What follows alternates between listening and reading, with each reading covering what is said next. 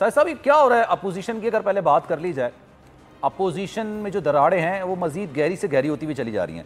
एक बहस ही चल रही है कि पाकिस्तान पीपल्स पार्टी को पीडीएम में आना चाहिए, नहीं आना चाहिए, लाना चाहिए, नहीं लाना चाहिए। फिर दूसरी तरफ अगर हुकूमत की बात की जाए तो जहांगीर तरीन ग्रुप एक बड़ा स्ट्रॉन्ग ग्रुप बनकर सामने आ रहा है। क्या हो रहा है, आपके पास क्या खबरें इस हवाले से? जी, जहाँ तक तो पीडीएम की बात है तो वो तो ज़ाहिर है तकसीम आपके सामने आ चुकी है। पहले 11 जमातें थी, फिर 10 हुई, अब 8 रह गई हैं और बिलावल भुट्टो ज़रदारी तो अपने मौक़िफ़ पर कायम हैं। और अब जो एक नया जो गुज़श्ता इजलास हुआ है पीडीएम का, जो सरबराही इजलास था, उसके बाद तो एक नई तकसीम ये भी हो गई कि अब पीपल्स पार्टी पहले नून लीग के ख़िलाफ़ थी, अब पीपल्स पार्टी और JUIF उनके रास्ते भी तकरीबन अलग हो गए एक दूसरे पे। वो जो तनकीद के नश्तर हैं वो बहुत ज़्यादा बरसा रहे हैं। तो एक तो इनका जो इत्तेहाद है वो आलमोस्ट वो ख़त्म है।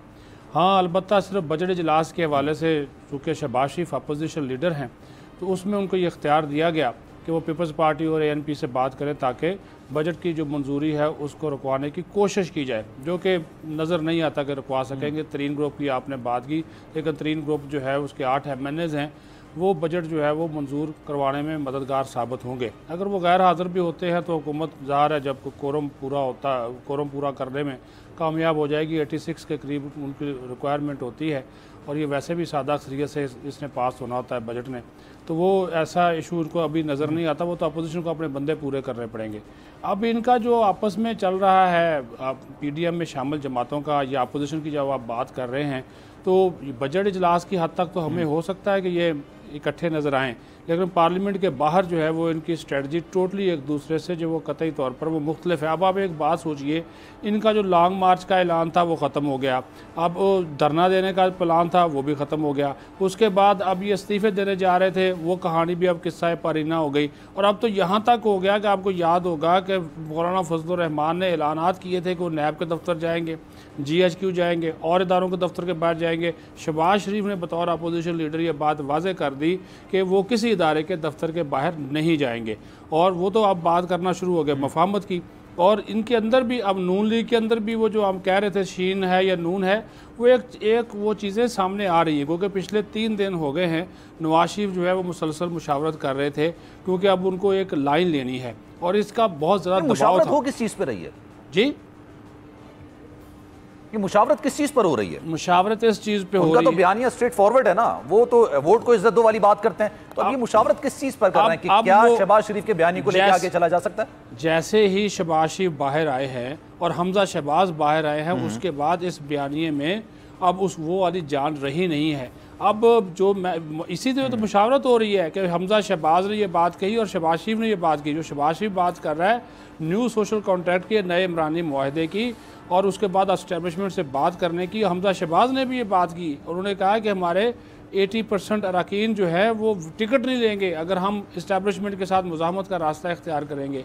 अब नवाज शरीफ ने 3 दिन की मुशावरत के बाद आज अपना फ़ैसला महफूज किया, क्योंकि नवाज शरीफ की मर्ज़ी के मुताबिक बात नहीं आई, क्योंकि इनके वो 15-16 इनकी जो एक कोर ग्रुप समझा जाता है उनके साथ जो उन्होंने मुशावरत की है, उसमें से 12 लोगों ने ये कहा है कि आप मुफाहमत का रास्ता इख्तियार करें, बशमूल शहबाज शरीफ और हमजा शहबाज।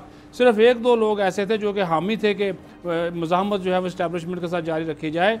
अब नवाज शरीफ ज़ाहिर है अब उनकी मर्ज़ी का फ़ैसला आया नहीं, क्योंकि यहाँ पर अब मियाँ नवाज शरीफ का बड़ा इम्तहान है। वो हमेशा बात करते हैं ना वोट को इज़्ज़त देने की, अब उनको ये वोट को इज़्ज़त देनी पड़ेगी। अब देखते ना वो ये फैसला मानते कि नहीं मानते। वो इमरान खान बात करता था ना कि ये न्यूट्रल एम्पायर से खेलने के हामी नहीं है, ये वाली बात अब फैसला उनकी तवक्को के मुताबिक तो नहीं हुआ, क्योंकि पार्टी की अक्सरियत ख्वाजा साद रफ़ीक, इवन के शाहिद खकान अब्बासी, याद सादक, राना सनाउल्लाह, इसके बाद हमजा शहबाज और बहुत से लोग, वो सारे ये लाइन लेकर जा रहे हैं कि अगर हम 2 साल बाद इलेक्शन होने जा रहे हैं और अगर हम इस लाइन के साथ जाएंगे कि इस्टेब्लिशमेंट के साथ हम टक्कर के साथ वहाँ पे जाएं तो हमारे MPs MNAs जो हैं वो टिकट हमारा नहीं लेंगे और हमें जो है वो शिकस्त होगी। इस वजह से मियाँ नवाज शरीफ ने अब ये फैसला महफूज किया।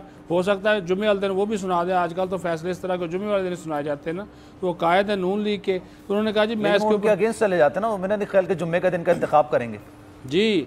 और अब ये देखें कि अब इनका जो जहाँ तक पीपल्स पार्टी ने ठीक अपनी लाइन हुई है, वो इस्टेब्लिशमेंट को भी खुश रखे हुए हैं, हुकूमत पर भी तनकीद कर रहे हैं और साथ ही साथ जो अपने उनके काम निकलवाने वो भी आप देख सकते हैं कितनी सुस्ती है उनके केसों में। वो भी आप देख लें। सिंध हुकूमत है वो अपने आराम से बैठे मौज मेला कर रहे हैं। सेनेट में उन्होंने अपोजिशन लीडर अपना बना लिया। आज कमेटियाँ भी बनना शुरू हो गई, जो उनको हिस्सा चाहिए था, जो उनको कमेटियाँ चाहिए थी वो उनको मिल रही हैं।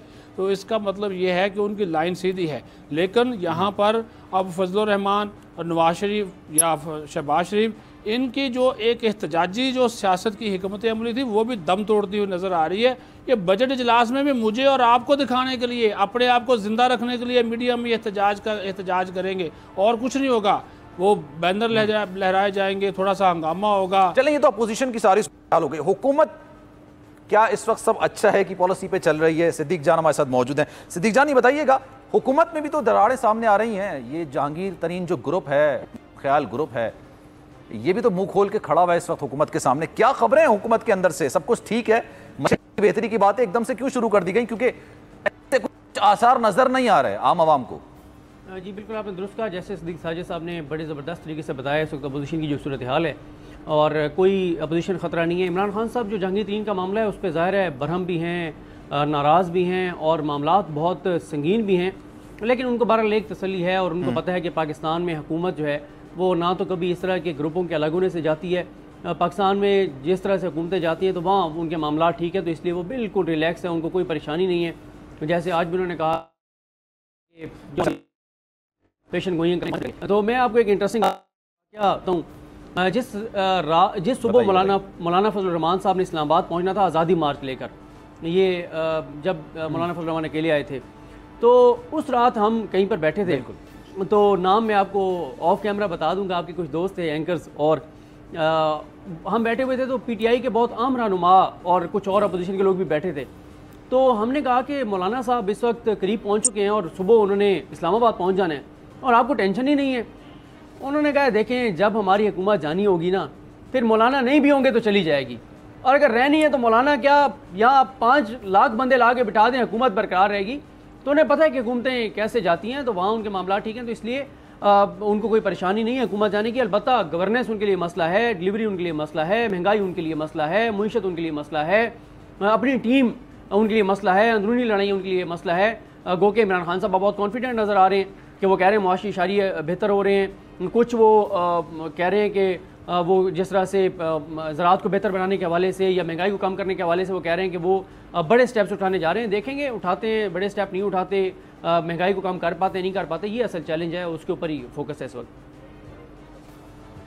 चलें, ये बात मैं आपकी तस्लीम भी कर लेता हूं, लेकिन ये बताइएगा जो माशी इशारे बेहतर करने की बात ये एकदम से क्यों शुरू कर दी गई? बजट सामने आ रहा है इस वजह से? क्योंकि अभी 2 महीने पहले तक तो सारे मामलात ऐसे थे कि मुश्किलात हैं, कोरोना है, लॉकडाउन है, बहुत कम लोग हैं जो तरक्की कर रहे हैं। फिर एकदम से अब वज़ीर आज़म इमरान खान साहब ने भी अपनी मुशीरों की जो एक फ़ौज है उनको कह दिया कि आवाम को सिर्फ ये बताएं कि मईशत बेहतर हो रही है।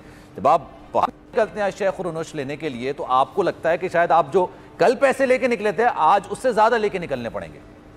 आप दुरुस्त कह रहे हैं, मुआशी इशारिये एक तो मुईशत क्योंकि इतना एक कॉम्प्लिकेटेड सब्जेक्ट है, ज़ाहिर है वो हमारा सब्जेक्ट नहीं है, तो इसलिए मैं उस पर बात नहीं करूंगा कि मुआशी इशारी जो दावा हुकूमत कर रही है वो ठीक है। मैं कह रहा हूं ये हाँ, लेकिन एकदम से ये टॉपिक दुरुस्त आप कह रहे हैं क्योंकि आप हुकूमत ने तो जिस कॉन्फिडेंस के साथ ये अनाउंस किया है, उन्होंने तो जिस तरह से उसको एक्सप्लेन किया है, आप असद उमर साहब को सुन लें, आप हमाद अजहर साहब को सुन लें या शौकत तरीन साहब जो प्रोग्रामों में बैठे वो बात कर रहे हैं, वो तो चैलेंज कर रहे हैं बार बार कि जो कहते हैं कि हमारे ये फवाद चौधरी को सुन लें, उन्होंने ये बात बोली है कि अगर महंगाई जिस शरह से बढ़ी है लोगों की कुव्वत खरीद भी बढ़ी है। जी बिल्कुल, वो ये तो वही बात हो गई कि ज्यादा पानी आता है जब ज्यादा बारिश होती है, ये उसी तरह की बात है मेरे ख्याल से। जी बिल्कुल, लेकिन मैं अब जो अर्ज कर रहा था वो यही है कि वो बहरहाल कॉन्फिडेंट हैं, वो कहते हैं बजट में भी कुछ ऐसे जो है वो इकदाम करने जा रहे हैं। बहरहाल ये तो है कि पिछले 5-6 माह में जिस तरह हम देख रहे हैं कि अब जो हैं और बिजली की कीमतों जा रहा है और कहा जा रहा है कि ना तो हम बिजली की कीमतें बढ़ाएंगे और कोशिश करेंगे कि पेट्रोल की प्राइसेस ना बढ़ानी पड़े, इसको अगर कम कर सकते हैं तो वो करें। तो ये 2 चीज़ें अगर इनको कम करें या बढ़ाएं नहीं, और साथ जो इकदाम कर रहे हैं, जो दावे कर रहे हैं, जैसे इमरान खान साहब ने परसों बड़ी तफसील से बताया कि महंगाई कम करने के हवाले से वो क्या कर रहे हैं कि स्टोरेज बनाने जा रहे हैं, फार्मर टू मार्केट वो इस तरह के सिस्टम ला रहे हैं कि जिस तरह पहले बात हो रही थी प्रोग्राम में कि मिडल मैन को निकालने के हवाले से, अगर इसको किसी हद तक वो शुरू करके और कुछ ना कुछ इस पर कर पाते हैं तो ज़ाहिर आवाम को रिलीफ मिलेगा, लेकिन अभी तक आवाम को बाहर रिलीफ नहीं मिल रहा। सब्सक्राइब करें और बेल दबाएं ताकि कोई खबर रह न जाए।